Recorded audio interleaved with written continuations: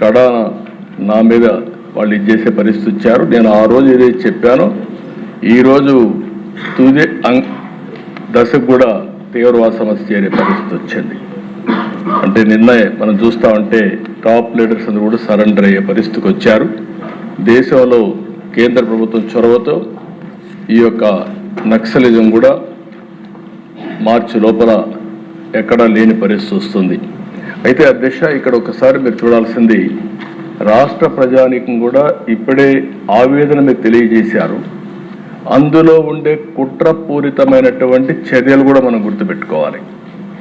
నేను ఒక లడ్డు విషయమే నేను మాట్లాడడం లేదు. ఈ రాష్ట్రంలో బ్రిటిష్ వాళ్ళు పరిపాలించినప్పుడు కూడా వెంకటేశ్వర స్వామి జోలికి రాలేదు.